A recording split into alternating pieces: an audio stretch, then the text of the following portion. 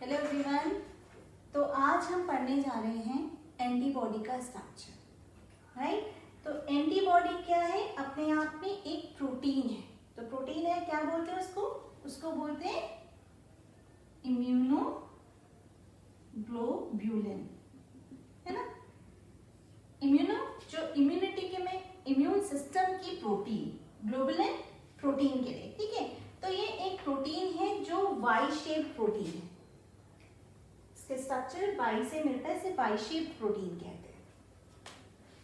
और ये कैसी प्रोटीन है जिसमें 4 चेन्स है, 2 लाइट, ये वाली और ये वाली जो छोटी चेन है उसको लाइट चेन बोलते हैं, और 2 हैवी चेन। आपके पास 2 लाइट चेन है, 2 light chain and 2 heavy chain. क्योंकि वो प्रोटीन है और हमें पता है कि प्रोटीन है तो उसका एन टर्मिनल भी होगा और सी टर्मिनल भी होगा। तो हर चेन का एक एन टर्मिनल दिखेगा आपको, है ना। जहां पर अमीनो ग्रुप होगा वो एन टर्मिनल, और एक कार्बोक्सिलिक ग्रुप जहां पर होगा वो आपका ये सी है, वो एक्चुअली यहाँ पर क्या है, कार्बोक्सिलिक ग्रुप है। तो ये हो गया इसका सी टर्मिनल। हर चेन का अपना एक एन टर्मिनल, एक सी टर्मिनल। और ये जो 4 चेन है ये अपने आप में डाइसल्फाइड बॉन्ड से जुड़ी हुई है, ठीक है। तो चेन्स आपस में जुड़ी है, एक तो डाइसल्फाइड बॉन्ड से जो आपको दिख रहा होगा, ये 2 चेन आपस में डाइसल्फाइड, ये दोनों चेन डाइसल्फाइड, ये डाइसल्फाइड, 4 तो ऐसे हैं। प्लस जो हमारे ये रीजन्स हैं इनमें भी डाइसल्फाइड बॉन्ड्स हैं। तो ऑल टुगेदर अगर आप काउंट करोगे तो टोटल 16 डाइसल्फाइड बॉन्ड्स होते हैं। ये क्वेश्चन बहुत बार कॉम्पिटिटिव एग्जाम्स में आता है जहां पर हम गलती करते हैं, क्योंकि कई बार स्ट्रक्चर इतने डिटेल में नहीं बना होता। स्ट्रक्चर सिर्फ ऐसा एंटीबॉडी का नॉर्मल स्ट्रक्चर बुक्स में बना होता है, और यहाँ पर एक डाइसल्फाइड बॉन्ड, एक यहाँ, 2 यहाँ पर बने होते हैं, और हमें यही याद रहता है। और हम कहते हैं ऑप्शन होता है 16, 4, 9, 3, और हम कर देते हैं 4, मगर क्या आंसर है?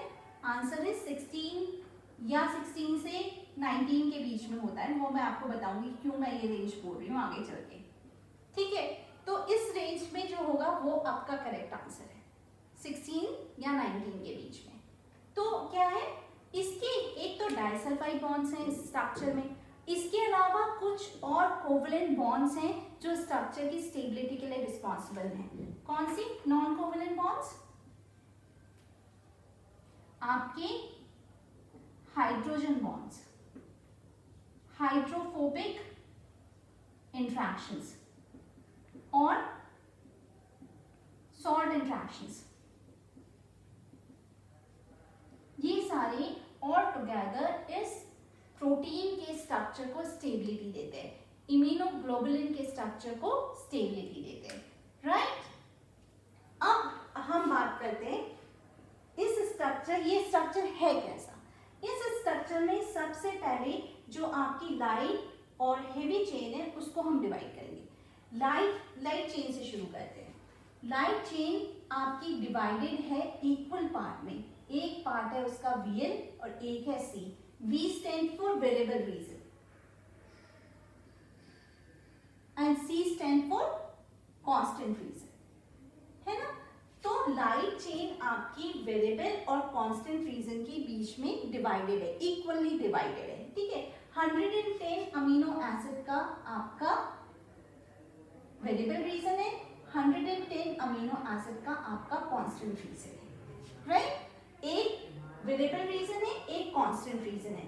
वहीं हैवी चेन में क्या है? हैवी चेन में एक वेरिएबल रीजन है और 3 कांस्टेंट रीजन है, CH1, CH2, CH3, ठीक है। तो 110 अमीनो एसिड का अगर ये है और बाकी आप यहाँ पर करते हैं, अगर हम हैवी चेन की बात करते हैं तो हैवी चेन में जो वेरिएबल रीजन है वो है 110 अमीनो एसिड का, और कांस्टेंट रीजन कितना है? कांस्टेंट रीजन आपके कितने हैं? CH1, CH2, CH3। यूजुअली 3 ही कांस्टेंट रीजन होते हैं।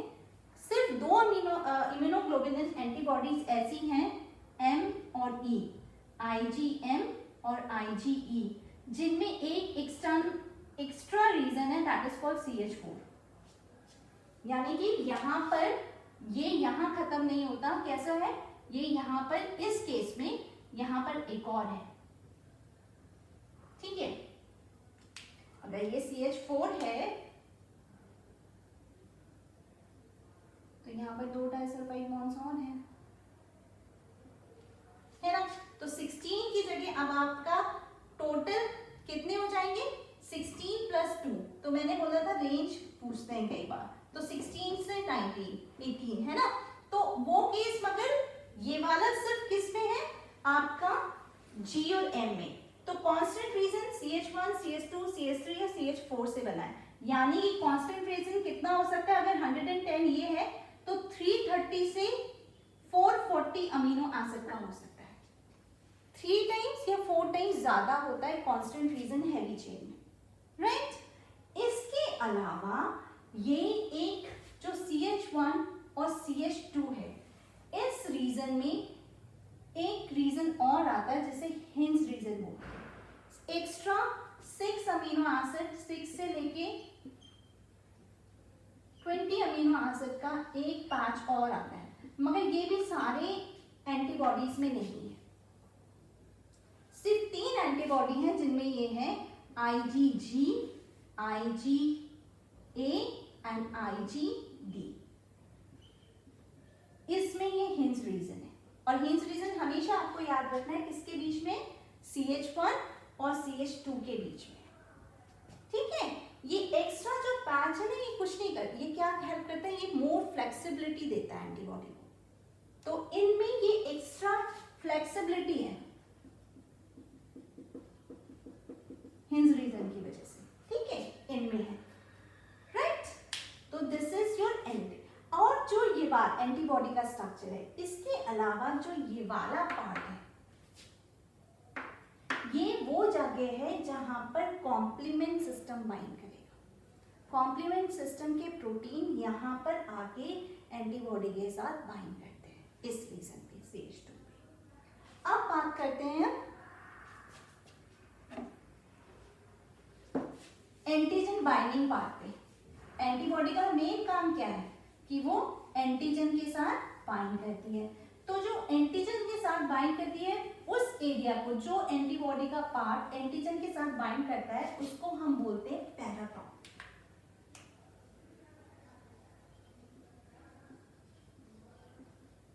The part of the antibody which bind to antigen. ये पैराटॉप एंटीबॉडी का पार्ट है जो एंटीजन के साथ बाइंड करेगा, ठीक है, ये बाइंड करेगा। तो ये कौन सा होता है, ये बनता है वेरिएबल रीजन से। वेरिएबल रीजन किसके, दोनों के, H के भी, हेवी चेन के भी और लाइट चेन के भी। ये पार्ट, दिस पार्ट, ये पार्ट जो है आपका इस एरिया के अंदर, ठीक है, ये आपका पैराटॉप है। तो एक एंटीबॉडी के अंदर कितने पैराटॉप हुए, एक इस साइड, एक उस साइड। तो एक एंटीजन के, एक एंटीबॉडी के अंदर, वन एंटीबॉडी के अंदर आपके 2 पैराटॉप होते हैं, ठीक है। अब ये जो पूरा रीजन है वेरिएबल रीजन, क्या ये अब बात ये आती है कि ये जो वेरिएबल रीजन हमने बोला 110 अमीनो एसिड का है, तो क्या पूरे 110 अमीनो एसिड एंटीजन के साथ बाइंड करते हैं, नहीं, सारे के सारे नहीं करते। इसमें भी जो ये वेरिएबल रीजन है आपका, यहां से लेके यहां तक जो हम कहते हैं कि पैराटॉप है, एंटीजन बाइंडिंग साइट है, ये पूरा 110 अमीनो एसिड एंटीजन के साथ नहीं बाइंड करते। इसमें भी कुछ स्पेसिफिक रीजंस हैं जिनको हम बोलते हैं हाइपर वेरिएबल रीजंस। ये केवल एंटीजन के साथ बाइंड करते हैं, ठीक है। इस हाइपर वेरिएबल रीजन के अंदर भी 3 रीजन है जिनको बोलते हैं हम CDRs,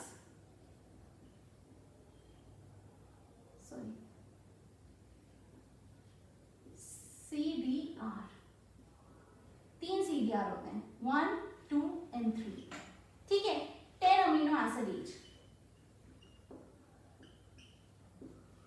ये वो स्पेसिफिक रीजंस हैं जो केवल एंटीबॉडी से बाइंड करते हैं, राइट। तो ये इसमें भी अगर हम बात करें स्पेसिफिकली, तो ये वाला जो रीजन है सबसे ज्यादा, इसकी हाईएस्ट प्रोबेबिलिटी है, highest probability to bind antigen.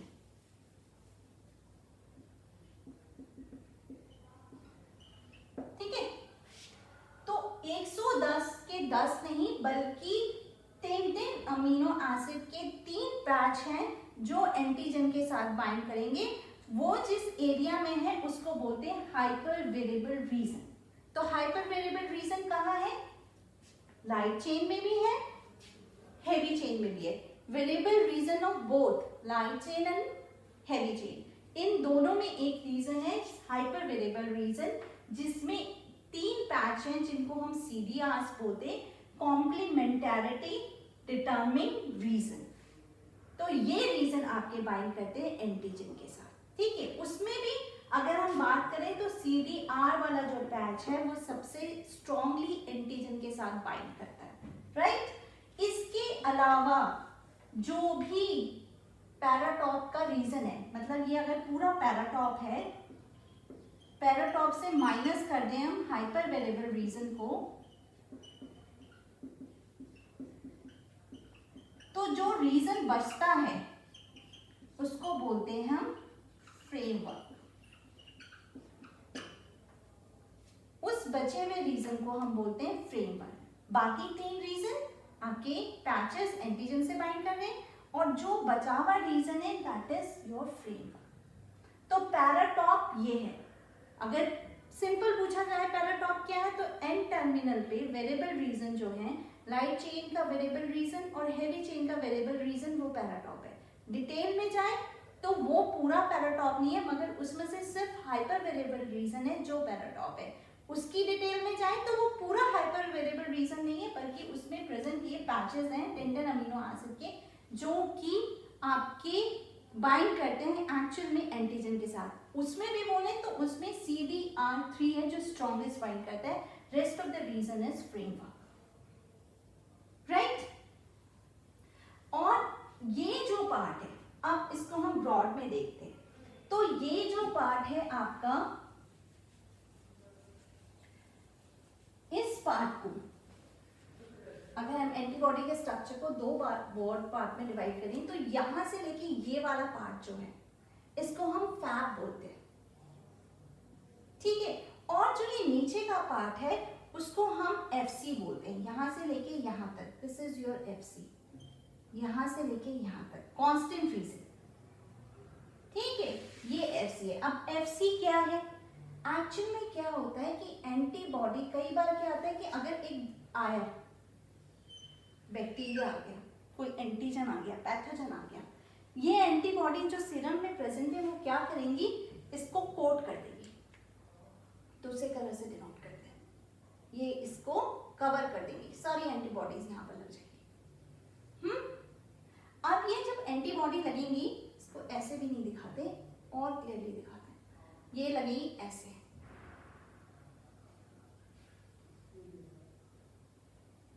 है ना, ऐसे इन्होंने एंटीजन को कोट कर दिया। अब क्या हुआ, ये इसके साथ तो बाइंड भी अपने पैराटॉप के थ्रू, राइट, ये वाला एंटीजन बाइंडिंग साइट जो हम बोल रहे हैं, इससे तो उन्होंने, इसलिए ये बैक्टीरिया था, एंटीजन था, इसको बाइंड कर दिया। अब जो ये इनका कांस्टेंट रीजन है, ये FC रीजन, ठीक है, ये क्या करेगा, इससे बाइंड करेगा आपके जो मैक्रोफेजेस आएंगे, जो भी आपके फेगोसाइटोटिक सेल्स आएंगे, मोनोसाइट्स, न्यूट्रोफिल्स, इनके पास इस FC रीजन के अगेंस्ट, ठीक है, इसके अगेंस्ट, ये जो है ना, ये पार्ट आपका FC रीजन, ये वाला पार्ट, इसके अगेंस्ट यहाँ पर रिसेप्टर होगा, तो ये इससे बाइंड कर जाएगा, और फिर ये इजीली, ये जो फेगोसाइटोटिक सेल है, इस सेल को इनगल्फ कर लेगा, ईट कर लेगा, राइट। तो ये रीजन कहलाया जाता है FC रीजन, कांस्टेंट रीजन, ये कहलाया जाता है फैब रीजन, राइट, ओके।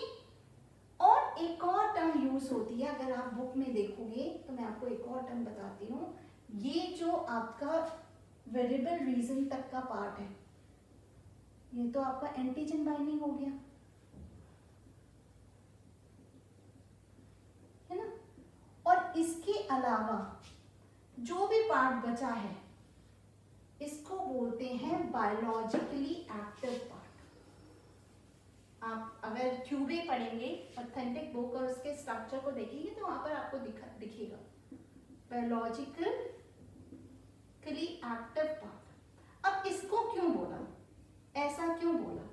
ऐसा इसलिए बोला कि क्या होता है कि ये डिफरेंट एंटीबॉडीज जो हैं प्रोटीन है तो यानी कि ट्रांसलेशन से बन रहे होंगे। अगर ट्रांसलेशन से बन रहे होंगे तो यानी इनके जीन का डीएनए, जीन्स भी होंगे डीएनए में, है ना। तो डिफरेंट जीन्स हैं। अब जीन है अगर तो उनके एलीज भी होंगे। एली होंगे तो क्या उन एली में क्या होगा, डिफरेंस भी होगा। उन एली के डिफरेंस को हमारा इम्यून सिस्टम रिकॉग्नाइज कर सकता है एंटीजन के तौर पे।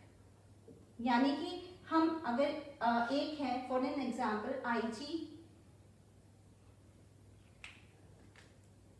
IgM का एग्जाम्पल ले लेते हैं, ये रैट का है और ये IgM कैट का है। ये दोनों ही डिफरेंट होंगे और ये डिफरेंट क्यों होंगे, क्योंकि इनके जो ये जीन है FC रीजन के, कांस्टेंट रीजन के, ये डिफर करेंगे। तो अगर हमने कैट से उठा के रैट में डाल दिया तो क्या करेगा, वो इसको रिकॉग्नाइज करेगा, इस FC रीजन को रिकॉग्नाइज करेगा एज एन फॉरेन पार्टिकल और उसके अगेंस्ट इम्यून सिस्टम दे देगा। इसलिए इसे बायोलॉजिकली एक्टिव पार्ट कहते हैं, ठीक है। और ये ऊपर का एंटीजन बाइंडिंग साइट है, राइट। तो ये तो हुआ हमारा स्ट्रक्चर। अब मैं आपको एक और बात बताती हूँ जो इस स्ट्रक्चर पे बेस्ड है। हमें पता है कि जो एंटीबॉडीज हैं वो दो टाइप से हो सकती हैं। देखो, एक होती है मेम्ब्रेन बाउंड और दूसरी होती है जो आपको ब्लड में मिलती है या सीरम में मिलती है। एग्जाम्पल ले लेते हैं, जैसे बी सेल है, उसके पास बी सेल रिसेप्टर्स हैं। वो कौन है, IgM प्लस IgD। M और D बी सेल के मेम्ब्रेन में अटैच्ड है। ये M बना देते हैं और ये D बना देते हैं, है ना। ये यहाँ पर अटैच्ड है बी सेल के, इसके रिसेप्टर के तौर पे। तो ये मेम्ब्रेन से बाउंड है और यही M इसका दूसरा वेरिएंट होगा जो कि ब्लड में होगा। जब हम मेम्ब्रेन में बाउंड करते हैं तो हम छोटा सा इनके आगे M लिख देते हैं। इसका मतलब होता है हम बात कर रहे हैं मेम्ब्रेन बाउंड एंटीबॉडी, ठीक है, वही जो आपके ब्लड में है। अब इनमें डिफरेंस क्या होगा, डिफरेंस क्या होता है, यहाँ डिफरेंस आता है C टर्मिनल पे। जो आपकी मेम्ब्रेन बाउंड होती है वो क्या होते हैं, उनके C टर्मिनल ऐसे होते हैं। सिंपल सी बात है बेटा, ये रहे आपका मेम्ब्रेन, है ना, प्लाज्मा मेम्ब्रेन।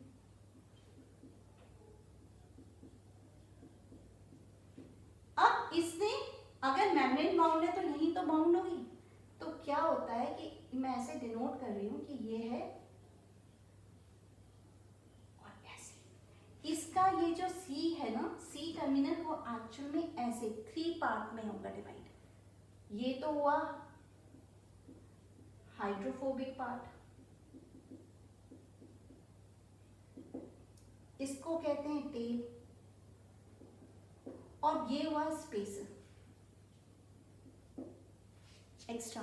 बीच में एक हाइड्रोफोबिक भी आएगा जो इसमें यानी कि इसके C एंड में हाइड्रोफोबिक रेसिड्यूज भी होंगे जिसके थ्रू ये मेम्ब्रेन से बाइंड करेगा, ठीक है। जो ऊपर रह जाएगा एक्सटीरियर में उसको स्पेसर कहेंगे, जो मेम्ब्रेन के अंदर साइटोसोल में जाएगा उसको टेल कहेंगे। ऐसे अटैच्ड होगी अगर ये मेम्ब्रेन से अटैच्ड है।